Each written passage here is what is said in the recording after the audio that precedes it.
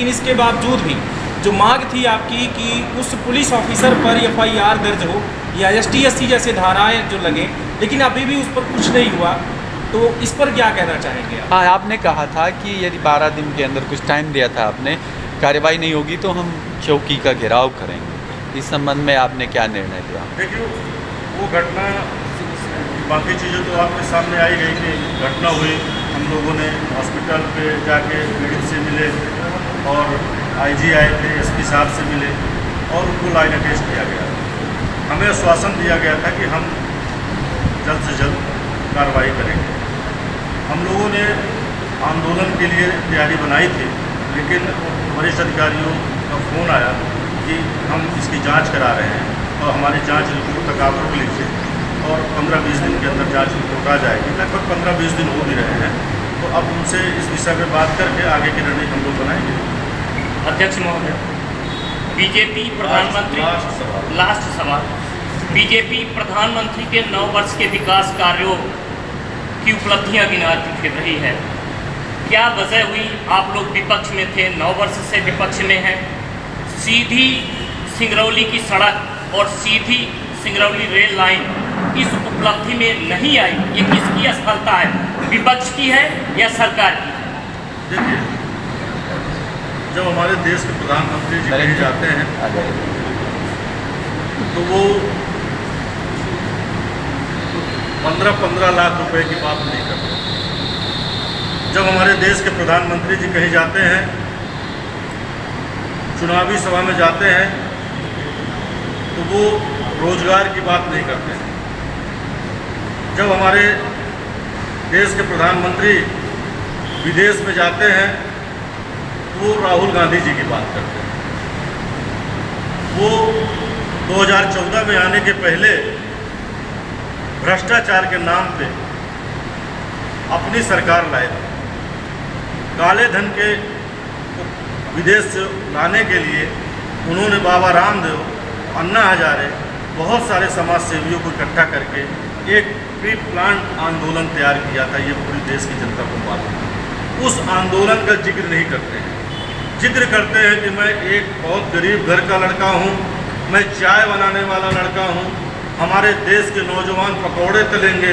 ये हमारे देश का दुर्भाग्य है और हमें इस बात पे शर्म भी आती है कि हमारे देश के प्रधानमंत्री जाके विदेशों में इस प्रधानमंत्री का विकास सीधी क्यों नहीं पहुंचा? रेल और राष्ट्रीय राजमार्ग। मैं उसी बात पे आना चाह रहा हूँ। वो जब अपने चुनावी सभा में विदेशों में भाषण देते हैं तो विकास की बातें नहीं करते हैं। अब आप, मुझे कुछ और कहना था पर आप बीच में सीधी डायरेक्ट ला दिए, तो मैं सीधी की बात करता हूँ। मानिक सिंह का चुनाव आप सबको पता है, यहाँ एक उपचुनाव हुआ और उस समय मुख्यमंत्री शिवराज सिंह चौहान जी, लगभग उन्होंने 72 सभाएँ 84 सभाएँ ली और जीत कांग्रेस पार्टी को मिली, जिसका सारा श्रेय पूर्व नेता प्रतिपक्ष आदरणीय राहुल भैया जी और पूर्व मंत्री स्वर्गीय इंद्रजीत कुमार जी को जाता है। उन दोनों की जुगड़ जोड़ी ने इस लोकसभा क्षेत्र में जनता के पास कोने कोने तक जाके और अपनी बात रखी और वो अपनी बात रखने में सफल हुए। उस बात से मध्य प्रदेश के मुख्यमंत्री इतना ज़्यादा उनको कष्ट हुआ और इतना ज़्यादा वो अपने आप को शर्म महसूस करते हैं सीधी आने में कि सीधी का सारा विकास को रोकने में कोई कसर नहीं छोड़ रहे हैं। दुर्भाग्य से 2014 में जब भारतीय जनता पार्टी की सरकार बनी, नरेंद्र मोदी प्रधानमंत्री बने, तो चूँकि यहाँ मामा बैठे थे और वहाँ नाना बैठ गए, दोनों जगह से सीधी जिले के लिए कोई भी विकास के लिए बजट आना पड़ा। आप देखिए, उदाहरण के लिए एक कोई भारतीय जनता पार्टी का नेता बता दे कि सीधी जिले में मैं इतना बड़ा काम किया हूँ।